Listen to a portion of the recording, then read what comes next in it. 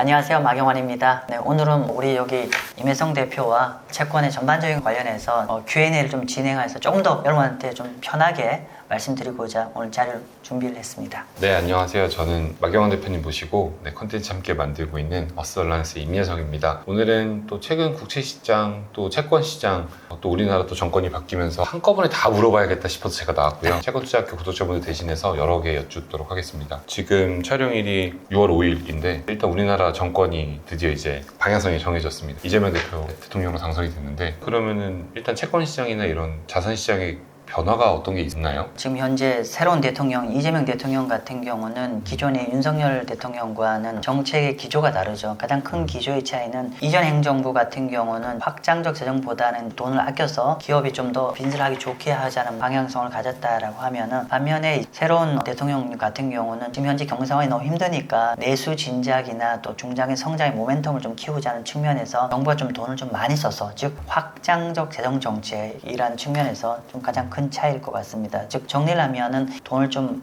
풀면서 하는 확장적 재정 정책의 방향으로 흘러갈 거가 가장 정책 지향점의 차이인 것 같고요. 이렇게 됐을 때 우리가 보통 주식, 채권, 통화 시장 모두 다 좀 일정 부분 정책에 따른 영향을 받게 되겠죠. 그럼 일단 최근까지는 한국 국채에 대해서는 대표님께서 긍정적인 뷰셨는데 여전히 그럼 유지하면 되는 걸까요? 아니면 좀 변동이 필요할까요? 항상 제가 말씀드린 게 뭐냐면, 제가 유튜브에서 말씀드리는 한국채는 굉장히 긴 호흡으로 투자하라는 거고, 한 달 전인가요? 한국 KDI에서 발표된 한국의 향후 1-20년간의 잠재 성장률 자료를 제가 설명드리면서 한국의 중장기적인 잠재 성장률은 계속 좀 가라앉을 것 같다는 그런 내용에 대한 설명을 좀 드렸습니다. 즉 한국채에 대한 장기적인 어떤 긍정적 시각은 전혀 바뀐 게 없다. 단지 이제 우리가 한국채를 할 때 쇼텀으로는 우리가 두 가지 변수를 봐야 된다라고 말씀드렸어요. 즉 뭐냐면은, 하나는 한국의 금리를 내리는 쪽의 어떤 요인과, 그리고 새로운 행정부가 들어오면서 약간 확장적 재정 정책 추경 뭐 이런 걸 하게 되면 아무래도 돈이 많이 풀리게 되고, 그러면 국채를 더 많이 발행하게 되고, 그럼 국채 가격이 밀리게 될 거고, 그러면 그건 금리를 올리는 요인이죠. 그래서 이 두 가지 요인이 단기적으로 영향을 줄 거고, 이번에 10년 국채 금리 기준으로 저 2.54까지 갔거든요. 저희 자문사 오는 고객님들도 그렇고 2.7 아래에서는 매수를 하질 않았어. 아무래도 이제 추경이란 변수가 있고, 또 새로운 행정부가 민주당 쪽이 될 가능성이 높았기 때문에 단기에 금리가 좀 채권 가격이 랠리를 하면서 2.89%에서 2.5%까지 내려간 측면인데, 저희는 그게 좀 단기적으로는 과도한 것 같아서 저희는 2.7 아래 별도로 매수를 하지 않고, 그리고 오히려 확장적 재정 국면 정책이 시장에 좀 영향을 줄, 즉 그런 우려감 때문에 국채 금리가 뜰 때 저희는 오히려 그걸 좀 긍정적 시각에서 바라봐서 접근하십시오라는 말씀 좀 드렸죠. 최근에 금리 올라가는 게 일부 신문에서는 굉장히 좀 무서운, 새로운 행정부가 돈을 많이 풀어서 그래서 굉장히 국채 금리가 많이 올라갈 거란 일각의 두려움이 있는데, 오히려 그러기보다는 좀 더 장기적 그림 하에서 단기적으로 좀 금리 오르면 긍정적 시각으로 이제 한국 국채를 좀 바라보기를 추천드리고 있습니다. 단기적 금리가 오르면은 채권 가격이 떨어지는 거잖아요. 그렇죠.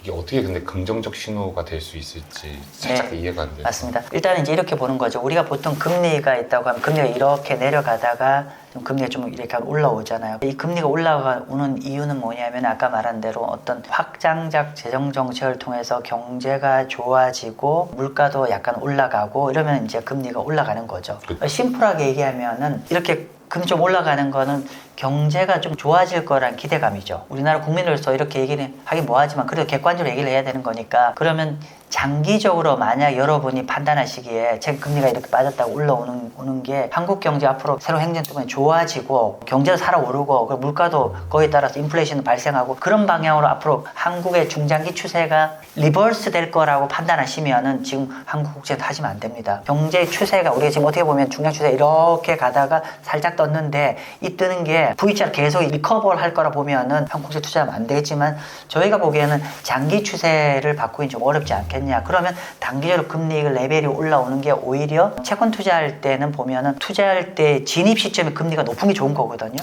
그러면 2.5에서 지금 2.8, 2.9 뭐 한 3.0 근처에 가는데, 그러면 신규 투자자 관점에서는 오히려 좋은 투자의 기회가 되는 거 아닌가. 왜냐하면 장기적으로 보면은 결국은 단기적으로 금리가 올라온 게 오히려 채권 가격에서 먹을 게 더 많아지는 거죠. 한국 국채를 마무리하기 전에 기존에 한국 국채를 가입했던 분들은 최근에 금리가 쭉 내려갔다가 올라오니까 아주 단기적으로 들어갔던 분들은 좀 평가 손이 났을 거고, 작년 이전에 들어갔던 분들은 수익이 많이 났을 텐데 수익 좀 많이 좀 줄어들었을 거잖아요. 그럼 위험 관리를 해야 되나 이런 고민을 좀 하실 수도 있는데, 그거보다는 오히려 좀 중장기 추세에 좀 더 포커스를 하신다고 하면은 크게 걱정은 안 하셔도 되지 않을까. 그리고 신규로 좀 투자할 여력이 있다고 하면은 지금 레벨보다 더 올라가면 갈수록 매수적 시각에서 접근하면 좋을 것 같다라고 생각했습니다. 네.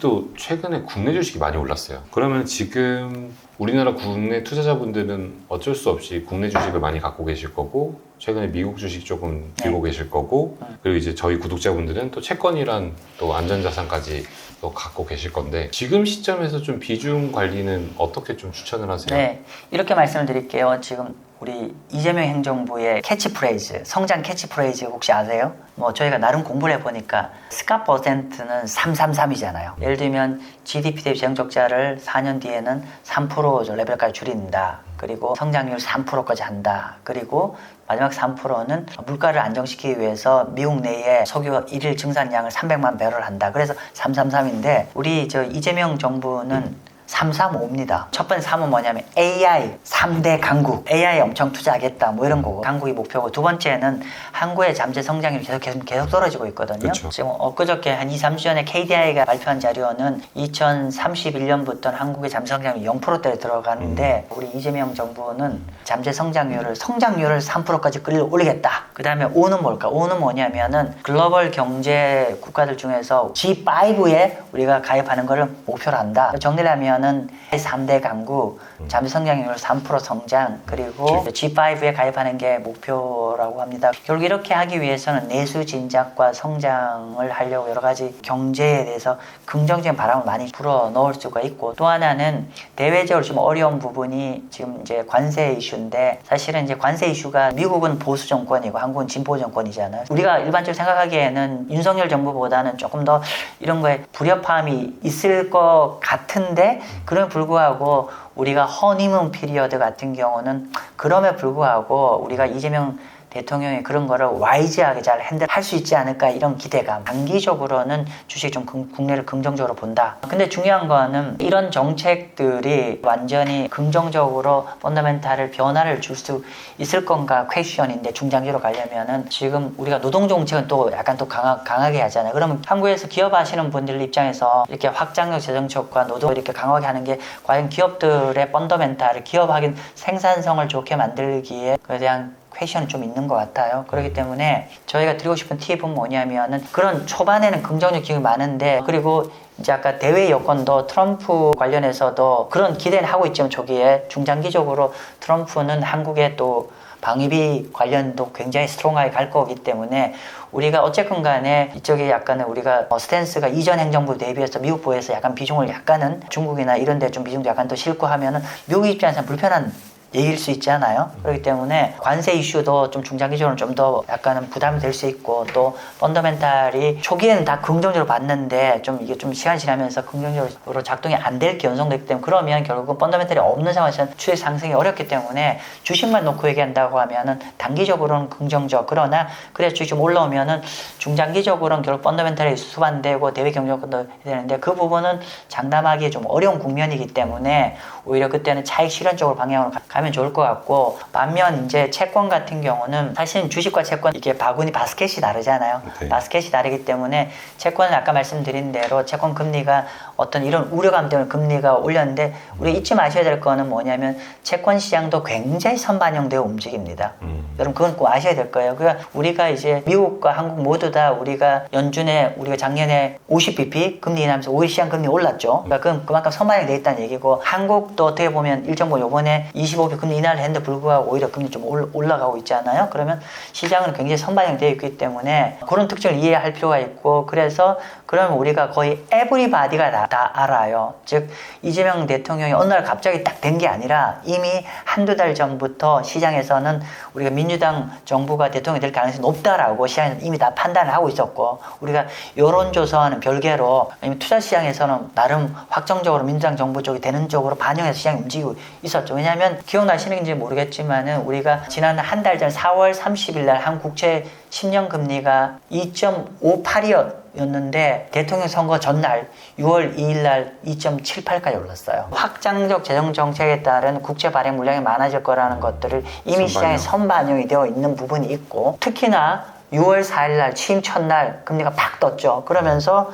10년 국채 금리 기준으로 우리가 이제 물론 오늘 좀 내리고 촬영한 날 좀 내리고 있지만 어제 거의 2.9%에 육박할 정도로 올라왔죠. 그렇기 때문에 상당 부분 반영이 된 거라고 저는 판단을 하고 있고, 이렇게 상당 부분 반영이 된 걸로 보면은 지금부터는 너무 부정적으로 보지는 마시고 좀 밀릴 때마다 좀 더 매수 관점에서 접근을 좀 추천을 드립니다. 그렇기 때문에 국채, 제가 이제 한국 국채는 이렇게 말씀드려요. 한국 국채는 미국 국채와 달리 한국 국채는 약간은 예금의 속성 정도로 보면 될 것 같아요. 왜냐하면 한국 국채는 통화란 변수도 볼 필요 없고 오로지 금리만 보면 되는 거고, 또 게다가 우리가 개별 국채를 하시는 분 입장에서는 그냥 금리 안 떨어지면 그냥 예금처럼 받아가면 되는 거니까. 그렇기 때문에 오히려 이번 금리가 올라오는 거가 오히려 이거에 대해서는 좀 더 긍정적인 관점에서 접근을 추천드린다. 왜냐하면 장기적 추세를 바꾸기는 어려울 거라고 판단하기 때문입니다. 그럼 제가 간단하게 정리를 해보면은 한국 국채는 지금 일시적으로 금리가 뜬 상태가 진입하기 좋은 시점이다. 왜냐하면 단기적으로 조금 뭐 오르거나 이제 정책적으로 이슈로 인해서 채권 가격이 떨어질 수는 있지만 장기적으로는 안타까운 얘기지만 저성장 국면으로 진입할 거기 때문에 네. 채권은 계속 한국 국채는 유효하다. 추가적으로 국내 주식은 단기간 더 상승할 수 있지만 당분간 상승했을 때는 꼭 수익 실현을 했으면 좋겠다. 채권 관련 조금만 더 부연 설명 드리면은 제가 이렇게 말씀드렸죠. 그러니까 우리가 KDI나 한국은행에서 장기 잠재 성장률 추계나 전망을 하면서 한국 장기 성장률을, 심지어 KDI 같은 경우는 2040년 초반은 거의 제로 성장을 한다고 했어요. 그리고 역성장 가능성도 있고, 반면에 한국은행도 거의 비슷합니다. 단지 이제 시점이 KDI가 약간 좀 빠른데, 뭐 중요한 건 아무튼 이제 한 5년에 10년 뒤에는 0%대, 뭐 0.7 이렇게 성장하는 건데, 근데 이제 그 두 기관에서, 정책 기관에서 이런 잠재 성장률이 계속 떨어지는데, 이거를 만약에 이렇게 안 되고 이걸 추세가 좀 바뀌거나 또 성장 페이스가 더 천천히 떨어질 수 있는 업사이드 변수가 무엇이냐라고 했을 때 두 가지를 얘기를 해요. 이 두 가지 변수가 조성이 된다면은 자기네 전망이 좀 틀리고, 그보다는 한국의 중장기 성장률이 좀 더 천천히 하락할 거라고 했는데, 그게 뭐냐면 첫 번째는 합계 출산율. 즉 합계 출산율이 지금 전 세계에서 가장 낮잖아요. 우리가 낮은 레벨인데, 여기서 합계 출산율이 좀 출산 장려 정도 통해서 좀 회복을 되면은 자기네 전망이 좀 틀 여지가 있고, 장기적으로. 두 번째는 기업의 경제 구조 개혁입니다. 경제 구조 개혁이라는 게 쉬운 말로 하면은 생산성을 좋게 하는 거잖아요. 기업들이 비즈니스하기 좋게 하는 환경이라서, 그래서 비록 인구가 줄어들지만은 좀, 그러니까 인구 감소 좀 천천히 하고, 여기에다가 기업들이 혁신, 이노베이션을 해서 생산성이 증대되면은 이런 장기 추세, 이 속도로 떨어지는 건데, 이게 좀 조금 더 천천히 떨어질 거라고 했는데, 그 두 가지 관점에서 봤을 때 우리 임 대표도 보시겠지만 합계 출산율 쉽게 돌아설 좀 쉽진 않을 거고, 그리고 기업이 어떤 생산성, 그러니까 경제 구조 개혁, 이 부분도 조금은 좀 쉽지가 않은 부분이라서 제가 장기적인 관점에서 보면은 제가 기존에 말씀드렸던 전망을 바꾸기 어려울 것 같다라고 말씀드린 겁니다. 그럼 만약에 지금 행정부가 335, 3대 강국, 잠재 성장률 3%, 네. 들 수 있는 이제 강국을 만들겠다. 근데 진짜 기적처럼 다 이뤄냈어요. 그래서 한국이 살짝 턴어라운드가 되네. 네. 물론 그러기 어렵겠죠. 참 IMF 보고서 다 한국의 경제 점차 낮아질 거를 다 예견하고 있으니까. 근데 정말 기적적으로 턴어라운드가 된다. 그러면 한국 국채는 조금 매력이 떨어지는 거 아닌가? 그렇죠. 그렇죠. 맞습니다. 근데 그럴 가능성이 너무 희박하다라는 거죠. 정책적인 거 다 떠나가지고 그렇죠. 그냥 지금은 구조상. 이제 그런 이제 어떻게 보면 허니문 피리어드 좀 잘 될 거라고 다 성원해 주는 거고, 그러다 보니까 이제 그 방향으로 주식 오르고 금리가 좀 뜨는데, 그게 아까 말씀 주신 대로 이게 정말 그 공약대로 간다고 하면은 한국 주식은 계속 좋을 것 같고 한국 국채는 금리가 좀 더 올라갈 거니까 좀 안 좋겠죠. 그렇기 때문에 만약에 그렇게 되면 한국 국채는 좀 많이 안 좋아질 여지가 있는데 단 이제 그럴 때 여러분 어떻게 하셔야 되냐면은 그냥 개별 국채를 하시면 됩니다. 만기까지 보유하면은 본인이 진입한 금리로 확정 금리잖아요. 네. 추가로 금리 뜨더라도 별 문제가 없고 근데 아까 말씀드린 대로 저는 그렇게 보기에는 우리가 한국이 처한 현실이 결코 녹록지 않다. 아까 그렇죠. 말씀드린 네. 대로 단순하게 우리가 국내적으로만 해결될 문제가 아니라 지금 글로벌리 빅픽처 안에서 트럼프가 관세를 엄청나게 공격적으로 하고 있는 상황에서 한국은 굉장히 대외적으로 영향을 많이 받지 않아요. 한번 제가 대표님한테 퀴즈 하나 낼까요? 한국에서 우리나라가 GDP에서 수출이 차지하는 비중이 몇 프로 정도일까요? 30%? 그보다 더 높습니다. 네. 한국은 저도 이제 해외 자료, 글로벌 리서치 자료 보면 놀란 게 뭐냐면은 전 세계적으로 주요 국가들 중에서 GDP에 차지하는 수출 비중이 가장 높은 블록이 어디냐면 EU입니다. EU가 38%, 한국은 37%입니다. 엄청나게 높습니다. 즉 한국은 미국 경제가 나빠지거나 또는 도널드 트럼프가 관세를 세게 하면 한국은 직격탄을 맞습니다. 네. 구조적으로. 그렇기 때문에 이게 단순하게 국내적으로 잘해하고의 문제를 떠나서 구조적으로 이런 변수도 있기 때문에 구독자님들 한번 생각해 보십시오. 도널드 트럼프가 쉽게 관세에 대해서 후퇴를 할 거냐. 특히나 한국은 수출에 굉장히 연동이 많이 되어 있는 나라일 뿐만 아니라 그러니까 미국이나 이런 해외 경제에 많이 연동되는 거고 게다가 우리가 다른 나라와 달리 한국은 좀 표현이 그런데 도널드 트럼프한테는 딜을 협상을 하기엔 좋은 패를 본인이 많이 갖고 있죠. 왜? 국방비, 주한미군 주둔이기 때문에. 그렇기 때문에 한국은 반대로 또 그런 주한미군 주둔이라는 게 또 핸디캡이에요. 그러다 보니까 우리가 구조적으로 우리한테 유리한 관세 협상 하기엔 되게 어려운 구조이고 되게 어려운 숙제이다. 따라서 그럼 현실 객관적으로 본다고 하면은 이 또한 새로운 행정부가 뚫어내기에는 결코 녹록지 않은 과제인 것 같다. 마지막으로는 좀 미국 국채 얘기를 하면서 네. 마무리를 좀 할까 하는데 금리가 높게 뜨면서 국채가 일시적으로 하락하고 다시 조금 회복선에 있는데 네. 이 회복선이 추세로 다시 돌아선 건지 아니면은 더 조금 계속 좀 어려운 고금리 상태가 유지될지 어떻게 생각하세요? 이렇게 말씀드려요. 제가 이제 세미나나 장 고객님 오시면은 미국 국채에 대해서 답안지부터 먼저 말씀드리면은 제가 이렇게 말씀드려요. 저희 상반기에는 우리가 그게 큰 유전선인데 상반기에는 선적하는 기간입니다. 다 선적해서 하반기가 되면은 날짜는 픽할 수 없지만 이제 배가 뜰 겁니다. 출항을 할 겁니다. 그러면은 우리가 이런 거잖아요. 제가 표현이 그런데 마 대표 지금 들어가지 말고 금리 쭉 내릴 때 그때 들어가자는데 중요한 거는 배가 떠나면 못합니다. 그렇기 때문에 항구의 선작, 그러니까 이렇게 그 정박대에서 선적하는 기간이라고 생각하시면 좋을 것 같아요. 그래서 계속 상반기 내내 좀 금리가 좀 높게 되지만 계속 좀 포지션을 계속 확대하는 그걸 하라고 하고 근데 이제 이거를 너무 추격 매수는 하지 말고 상반기 내내 좀 그렇게 보고 하반기 출발할 거라 보는데 그렇게 보는 논거는 이렇습니다. 결국 이 모든 것들이 트럼프의 관세 정책이나 재정 정책 이슈잖아요. 재정 정책 이슈인데 우리가 지금 시장에는 어떻게 움직이냐면 4월 1일 날 그 자유의 날 하면서 딱 꽉 꺾였다가 그 이후에 90일 유예하면서 다시 올라갔다가 그러다가 또 중국과 또 어느 정도 관세를 좀 절충한다 이러니까 그걸 보고 주식 올라가거든요. 관세에 대한 진정한 효과에 대해서 특히 주식시장 같은 경우는 아직 반영을 못하고 있는 거죠. 팩트 하나는 뭐냐면은 이렇게 좀 조정이 됐지만 첫 번째 작년보다는 관세율이 확실히 높다.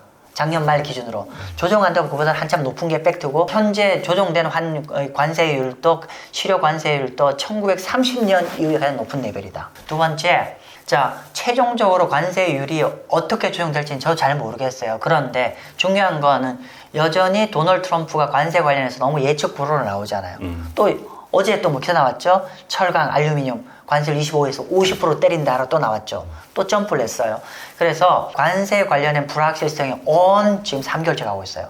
즉 이런 거죠. 우리가 한 나라의 경제가 좋아지려고 하면은 기업들 투자도 많이 써야 되잖아요. 왜냐하면 기업 투자가 많아야 기업들 공장도 많이 주고 많이 투자를 해야 거기에 또 직원들도 고용하고 고용해서 그 사람들이 또 소비를 하게 되고 이런 구조로 가는데 중요한 거는 우리가 사업하는 입장에서는 이렇게 관세 정책의 불확실성이 계속 지속되고 있잖아요. 그러면 해외 공장을 만들었는데 한 100억 정도로 하려고 하는데 관세가 저렇게 계속 지속되고 불확실성이 지속되면은 보통 이럴 경우에 사업하시는 분 의사결정은 야 일단 쓰다. 지금은 투자할 때가 아니라 이 관세 정책이 어느 정도 명확하게 방향성을 정리된 다음에 야 공장 증설하고 투자하자라고 얘기해요. 그럼 즉 이 불확실성이 증대가 오래 가면 갈수록 결국 경제에는 중장기적으로 임팩이 더 커질 수밖에 없다. 이건 아주 클리어합니다. 최근에 오늘 제가 보여드릴 수는 없지만 IMF에서도 이런 얘기를 조사를 많이 했거든요. 그래서 우리가 꼭 관세율이 높다 낮다 갖고만 얘기를 하는데 이런 불확실성이 지금 계속 오래되고 있지 않아요. 그러면 이것들이 결국은 기업들의 투자 심리를 굉장히 위축시키고 그러면 결론적으로 나중에 경제에 부메랑으로 돌아올 수밖에 없다. 그렇게 보는 거고요. 자, 그런데 지금 현재의 어떤 국면을 보면은 제가 이렇게 표현해요. 소프트 데이터와 하드 데이터로 표현합니다. 소프트 데이터는 뭐냐면은 경제 지표에 대한 센티멘트, 예를 들면은 ISM 제조업 지표라든지 컨퍼런스 보드 지표라든지 미시간 소비자 신뢰지수라든지 이런 게 이제 소프트 데이터고 하드 데이터는 경제 성적표입니다. 자, 경제 성적표인데 최근에 보면은 4월 2일 날 발표된 이후에 소프트 데이터는 현재까지 계속 다 안 좋아요. 굉장히 안 좋아요. 현재 하드 데이터는 아직 소프트 데이터 나빠진 것만큼 나빠지지 않고 있는데 왜 이렇게 아직 하드 데이터가 괜찮게 나오냐면 두 가지 이유입니다. 첫 번째, 제가 판단하는 두 가지인데 첫 번째는 뭐냐면은 프론트 러닝 세일즈라고 하나요? 이런 거죠. 자, 우리가 관세 앞으로 올릴 거예요. 그러면 그 전 달에 이전 가격으로 잔뜩 재고를 수입할 거잖아요. 왜냐면 앞으로 관세 올라갈 거니까. 그러니까 선제적인 관세 올리기 전에 선제적인 수입을 미국 입장에서 많이 할 거잖아요. 그러면 그 반대편에 수출 엑스포트 입장에서는 와우, 한 달에 이렇게 팔린 게 30개 팔리는 거잖아요. 그러면 이런 관세 인상에 따른 선제적으로 미국 수입업자와 수출업자들이 그런 효과 때문에 데이터가 좋게 나온 측면이 첫 번째고요. 그리고 이건 어느 정도 정대가고 있고 두 번째로는 관세에 어떤 경제 충격파가 저희가 보기에는 한 분기 정도 보고 있어요. 그러면 4월 달부터 본격적으로 시작했으니까 저희는 한 7, 8월 달 정도 되면은 관세에 따른 실제 성적표는 하드 데이터가 나빠질 여지가 있다. 그런데 현재 채권 시장과 주식 시장에는 현재 괜찮은 하드 데이터에 주목하고 있다는 거죠. 근데 저희가 보기에는 7, 8월 달 넘어가면 결국 경제 데이터가 나빠질 여지가 있고 그렇게 되면은 그리고 또 하나는 과거에 소프트 데이터와 하드 데이터의 상관성을 구해보면 아주 높습니다. 그러니까 소프트 데이터 나쁘게 나오면 일정 시점 뒤에 하드 데이터 나쁘게 나오거든요. 그러면 그런 시차 효과 이런 걸 감안하면은 그럴 것 같고 그리고 채권 시장을 좀 더 국한시켜서 본다고 하면은 뭐 이런 거 아닙니까? 우리가 아직은 이제 우리가 채권 금리가 높게 유지가 된 이유가 그러니까 됐던 이유가 뭐냐면은 아까 그런 트럼프 관세 정책에 대한 경제 충격파는 별로 없는 것 같고 두 번째 트럼프 관세 정책에 따른 인플레이션 꽤 큰 것 같고 여기에다가 미국의 재정 정책의 감세 효과가 되면 그 결국은 이제 수입이 줄면 이론적으로는 재정 적자가 좀 확대가 되는 거죠. 뭐 이런 것들이 맞물리며 지금 올라가 있는데 이런 부분도 자 한번 말씀드리보면은 지금 아까 말씀드린 대로 지금은 경제는 별로 안 나빠지는 관세를 따라 경제는 안 나빠지고 물가 우려만 지금 선반영이 되어 있는데 7, 8월 달 넘어가면은 경제의 부정적인 관세의 부정 효과도 발생하는 측면도 있고 두 번째로는 아까 재정 정책도 지금은 오로지 감세 쪽에 감세라는 게 굳이 얘기하자면 미국의 정부 입장에서 수입이 주는 거잖아요. 그럼 예산이 더 펑크 날 거잖아요. 근데 좀 더 자세히 보면은 결국은 우리가 미국의 재정 지출 축소도 앞으로 여러분 포커스를 하셔야 될 겁니다. 즉 미국 재정 정책이라는 게 감세 법안이 있고 재정 지출 축소가 있어요. 그러니까 요거도 포커스하면 여기 달라질 거예요. 특히나 재정 지출 축소 같은 경우는 우리가 이전의 행정부가 진보 정권이기 때문에 그건 빅 거버먼트고 반면에 트럼프 행정부는 보수 정권은 기본적으로 정부 역할은 작아야 되고 규제 완화 이걸 통해서 민간에서 할 수 있게 만들어줘야 된다는 관점이기 때문에 바이든 행정부 했던 바이든오믹스는 얘들 입장에서 보기에는 택도 없는 거예요. 정부 비율을 다 자르고 정부 이니피션시 다 줄여라 뭐 이런 얘기잖아요. 그러면 이거는 결국 정부 지출을 좀 줄이기도 예를 들면은 또 하나가 메디케어 줄여라. 그리고 예를 들면 IRA 예를 들면은 미국에 투자를 하게 되면 지원금 주는 뭐 이런 형태인데 그런 거 다 좀 철폐하게 되면 이 정부 지출도 주는 거 효과가 있기 때문에 그런 것들이 정부 지출 줄이는 건 또 경제 부정적이거든요. 그런데 이런 모든 것들이 좀 시간이 지나면은 좀 부각되지 않을까. 지금은 오로지 감세와 인플레이션 쪽 이슈만 감세로 인한 정부의 정수지 적자가 커지는 거 그리고 인플레이션 되는 거 이런 것만 좀 반영되어 있는데 그 반대편에 있는 것들도 좀 시간이 지나면 지금 당장은 아니지만은 시간이 지나면 될 것 같고 자 그리고 지금 오늘인가 금요일 지난밤 좀 내렸는데 아직은 아니라고 저 봅니다. 아직은. 왜냐하면 말씀드린 대로 이게 추세적으로 노동시장에도 나빠지고 뭐 이런 하드 데이터가 나빠지는 건 아직 좀 더 시간이 필요할 것 같다. 그렇게 당장은 보는 것 같고 또 하나 지금 아직은 좀 너무 섣부르 보는 건 뭐냐면 아직은 관세로 인한 물가가 전 좀 더 올라갈 걸 보이거든요. 센티멘트는 그렇지만 아직 리얼 데이터는 아직 안 올라가고 있는데 아마 한두 달 안에 물가 데이터가 좀 더 올라갈 여지도 있기 때문에 여기서 너무 지금부터야 지금부터 베팅하시기는 천천히. 조금 천천히. 가장 중요한 거는 펀더멘탈 데이터가 나빠진데 물론 제가 핀포인트를 할 수는 없지만 아까 좀 소프트 데이터, 하드 데이터, 근데 하드 데이터는 조금 이따 움직일 때 근데 그런 포인트고 근데 아까 다시 돌아가서 근데 우리가 상반기에 유조선 정방했을 때 실으라는 얘기가 그 얘기죠. 근데 실을 때 너무 비싸게 실지는 말라. 쌀 때. 그렇죠. 그래서 출발하면은 못 타요. 이제 그런 관점에서 접근하십시오라는 겁니다. 아, 그러면 조금 계속 금리가 하반기 전에는 조금 더 흔들릴 가능성이 있으니까. 그렇죠. 맞습니다. 그럼 저희 그냥 구독자 입장에서 구독자분들께서 늘 좋아하시는 ETF 관점에서는 이런 시점에서는 한 배짜리는 그냥 모아가면 될 것 같고 네. 1배짜리가 TLT죠. 네. 모아가면 될 것 같고 TMF 같은 경우는 지금 같은 시점은 굉장히 조심해야겠네요. 네. 녹아내릴 수도 있잖아요.